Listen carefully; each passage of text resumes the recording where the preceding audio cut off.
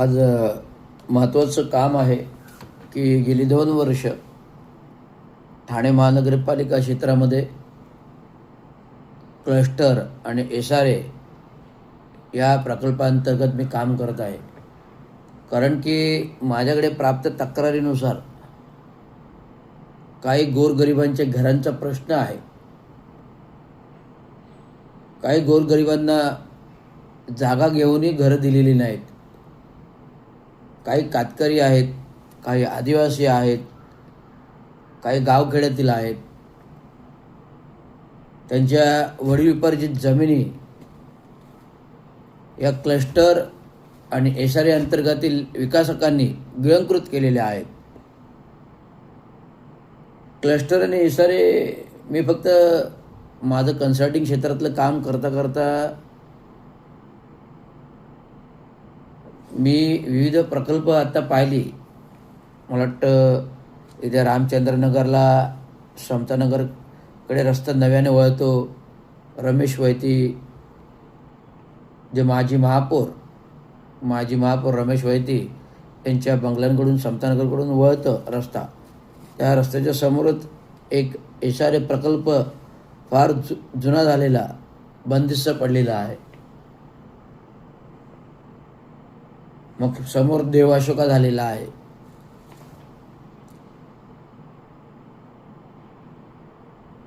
तर ज्यावेळेस 2 वर्षापूर्वी माझ्याकडे काही नागरिक आले, विचारले, साहेब असं असं आहे.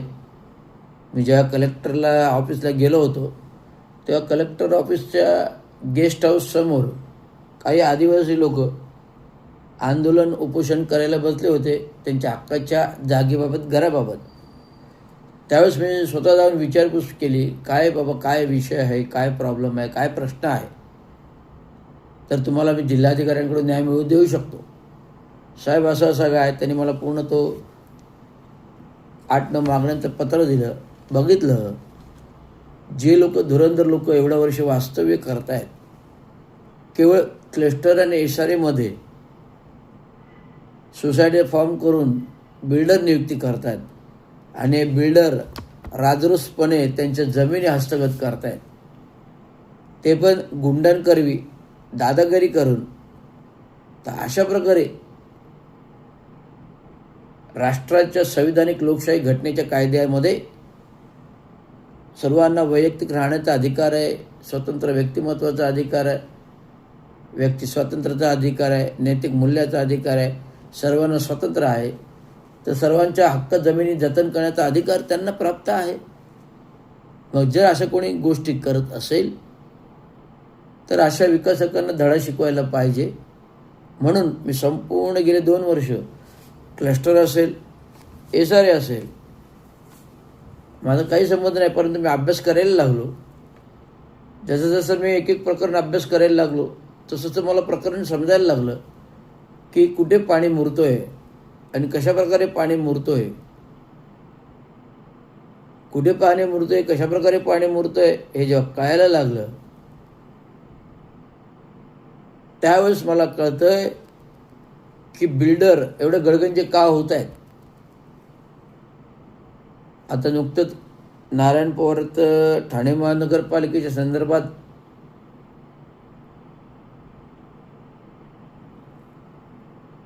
$2,800 एकरचा भूखंड घोटाळा, FSI चोरी हे प्रकरण उघडलेलं आहे.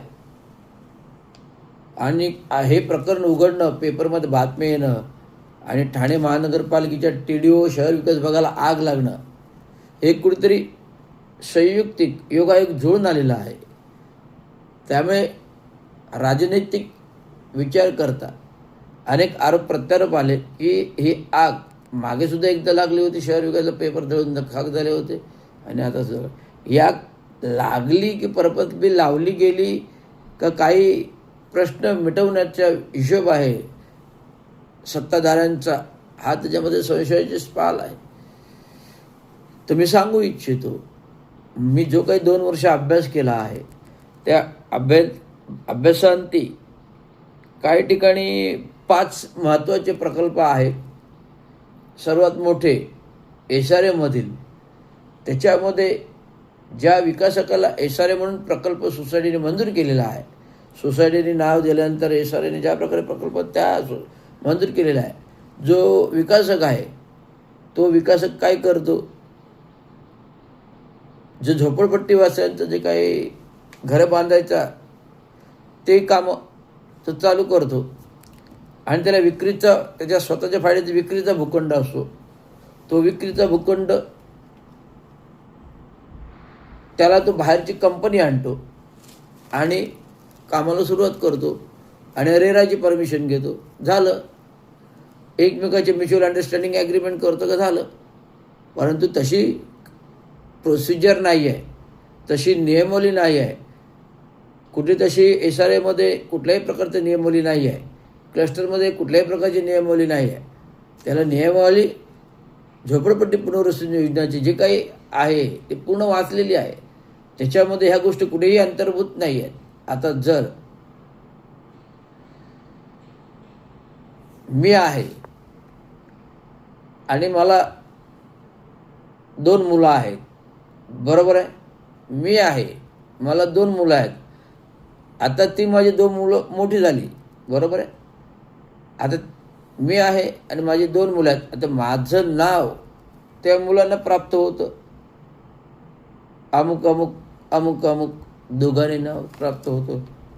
आता मी आणि माझी 2 मुलं आहेत, आता 2 मुलं स्वतंत्र व्यक्तिमत्व झाली वेगवेगळी, बरोबर आहे. मग आता ते स्वतंत्र व्यक्तिमत्व वेगवेगळी झाल्यानंतर त्यांना स्वतंत्र आधार कार्ड आहे, त्यांना स्वतंत्र पॅन कार्ड आहे, त्यांना स्वतंत्र जगण्यात त्यांना स्वतःच्या परमिशन्स गोष्टी लागणार, बरोबर आहे. मग त्याप्रमाणे ज्यावेळेस SRAमध्ये एखाद्या सोसायटी विकासक नेमतं आणि SRAमध्ये तो विकासक ते भूखंड डेव्हलप करायचा घेतं, त्यामुळे SRA त्या विकासकाला तो भूखंड विकास करण्याची परवानगी देते आणि तो विकासक एक त्याचं जे काही झोपडपट्टीवासियांना देणं असे ते तो चालू करतो आणि त्याचा जो काही सेल्सचा भूखंड आहे तो दुसरी कंपनी आणून विकतो. उदाहरण आहे का, दुसरी कंपनी आणून विकतो आणि रेराकडे ॲग्रीमेंट करून म्युच्युअल ॲग्रीमेंट रेराकडे परमिशन घेतो. तर ह्याच्यामध्ये सर्व प्रश्न असा आहे, ज्या सोसायटीने ज्या विकासकाला विकासक नेमतो आणि तो विकासक SRAची परमिशन घेतो आणि तो विकासक तो भूखंड दुसऱ्याला विक्रीचा भूखंड डेव्हलप करून दुसरी कंपनी आणतो. परंतु मी सांगू इच्छितो, या विकास डेव्हलपमेंट नियमावली हस्तांतर कायद्याअंतर्गत, विकास नियमावली डेव्हलपमेंट विकास हस्तांतर कायद्याअंतर्गत ज्या विकासकाला ती परमिशन मिळालेली आहे, ज्या विकासकाला ते भूखंड डेव्हलप करण्याची परमिशन मिळाली आहे आणि तो मुख्य विकासक दुसरी कंपनी आणून त्या कंपनीला जोडीदार घेतो.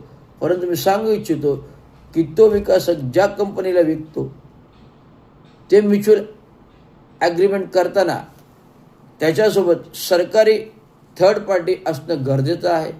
थर्ड पार्टी असून ॲग्रीमेंट होईल आणि त्याच्यामध्ये कंडिशन अट अशी आहे की तो जो भूखंड विक्रीचा डेव्हलप करायला कंपनीला दिला आहे तर कंपनीला स्वतंत्र परमिशन एक तर SRAची लागेल जर विक्री केला आहे किंवा महापालिकेची लागेल, कारण तो पूर्ण खाजगी झाला, कारण तो पूर्ण प्रकल्प खाजगी झाला. जर तो SRAच्या भूखंडाने दुसरी कंपनी आणून त्याला विक्री करते, त्याचे स्वतंत्र भूखंड झाला ना ती कंपनी, तर त्या कंपनीला स्वयंभू एक तर SRAची परमिशन लागेल आणि महानगरपालिकेची परमिशन लागेल आणि मग नंतर रेराचं ॲग्रीमेंट, रेराचे परमिशन लागतील. हा त्याच्या मागचा नियमाचा भाग आहे. तर याचा अर्थ असा होतो की SRAमध्ये हे प्रकल्प करणारी माणसं दुसऱ्या कंपनीला नेमून अनधिकृतरित्या सेल्सचा भूखंड डेव्हलप करून नागरिकांना बुकिंग घेऊन गंडवत आहेत, हा त्याचा मागचा अर्थ होतो. त्यामुळे अशाबाबत मी लवकरच मुख्यमंत्री महाराष्ट्र राज्य, नगरविकास मंत्री महाराष्ट्र राज्य, राज्यपाल आणि रेरा आणि ईडी या विभागास पत्र देणार आहे आणि महसूल विभाग, महाराष्ट्र शासन या विभागास पत्र देणार आहे आणि सगळे पुरावे पाठवणार आहे. मध्ये माझ्याकडे नुसती यादी आली, पुरावे नव्हते आले. मध्ये नुसते माझ्याकडे यादी आली. मी तेच यादीनुसार पत्र माझ्या युनियन संघटनेवर माननीय मुख्यमंत्री महाराष्ट्र राज्य देवेंद्र फडणवीस आणि इन्फोसिस डिपार्टमेंट म्हणजे ईडीला पत्र दिलं. जसं मुख्यमंत्र्यांना पत्र दिलं, ईडीला पत्र दिलं आणि ईडीची कॉपी मुख्यमंत्र्यांनी दिली आणि मुख्यमंत्र्यांची कॉपी ईडीला दिली. मी मुख्यमंत्र्यांना पत्र दिले, ईडीला पत्र झाले, ईडीची कॉपी मुख्यमंत्र्यांना दिली आणि मुख्यमंत्र्यांची कॉपी ईडीला दिली. आणि जसं या गोष्टीचं माझं पत्र गेलं तशा हालचाली चालू झाल्या आणि SRAमधील आयुक्त सोमण जेव्हा त्यांना समजलं, जे 5 वर्ष कार्यकाल होतं त्यांना भेटलो, चर्चा झाली, त्यांनी तात्काळ त्यांची बदली झाली मुख्यमंत्र्यांकरवी. हा विजयाचा भाग आहे. आणि दुसरी गोष्ट, ठाण्यातील एक मोठा विकासक, ज्या विकासकाला जो त्याचा ऑफिस घरातून होतं, त्या विकासकाला मोठं करण्यामध्ये रवींद्र शिंदेचा हात होता. तो विकासक मोठा झाला, रवींद्र शिंदेचा हात घेऊन मोठा झाला, अनेक विकास प्रकल्प डेव्हलप केले आणि माझ्या अंतर्गतले मोठमोठे प्रकल्प करताना 500 कोटीचे प्रकल्प करताना त्या काही मोबिलायझेशन पेमेंट, ॲडव्हान्स पेमेंट घेऊन त्या पेमेंट अंतर्गत त्याने असंख्य भूखंड विकत घेतले आणि तो मोठा नामचीन बिल्डर झाला. आणि तो त्या नामचीन बिल्डर झाल्यानंतर तो विकासक राज्याचे माजी मुख्यमंत्री, आत्ताचे मुख्यमंत्री यांच्यासोबत एकत्रित झाला आणि तो विकासक राज्याचे मुख्यमंत्री एकनाथराव शिंदे झाल्यानंतर मैत्री या संस्थेवर उपाध्यक्ष म्हणून झाला. आता मी हा प्रश्न ज्यावेळेस मागच्या 2 वर्षापूर्वी माझ्यासमोर आला तेव्हा मी अभ्यास केला त्याच्यावर. तर एक विकासक खाजगी शासन व्यवस्थेवर, मैत्री या संस्थेवर संस्था होऊ शकत नाही. जो लाभार्थी आहे, जो विकासक, मोठा डेव्हलपर, जो शासकीय भूखंडाचा विविध भूखंड लाभार्थी आहे आणि तो मैत्री संस्थेवर उपाध्यक्ष बनू शकत नाही. जेव्हा हा प्रश्न मुद्दा आला, मी तांत्रिकदृष्ट्या अभ्यास केला आणि पत्र मुख्यमंत्र्याला दिलं आणि लगेच 3 मार्च 2024 त्या विकासकाची मैत्री या संस्थेवरून उचलबांगडी झाली. रवींद्र शिंदेचा पहिला विजय, पहिल्याने दुसरा विजय, सोमन बदली झाली, पहिला विजय आणि त्या विकासकाची उचलबांगडी झाली, आज दुसरा विजय. त्यामुळे अशा प्रकारे धुरंधर काम करताना जनसामान्यांचे प्रश्न, गोरगरिबांचे प्रश्न, डॉक्टर बाबासाहेब आंबेडकरांच्या संविधानिक न्यायमूल्याच्या गोष्टीने आणि देवगत कामगार चांगोज शिंदे नेते गरिबांच्या हक्कासाठी लढणारे, त्यांची प्रेरणा घेऊन मी आज काम करत आहे हे तुम्हाला सांगतो. धन्यवाद. जय हिंद, महाराष्ट्र.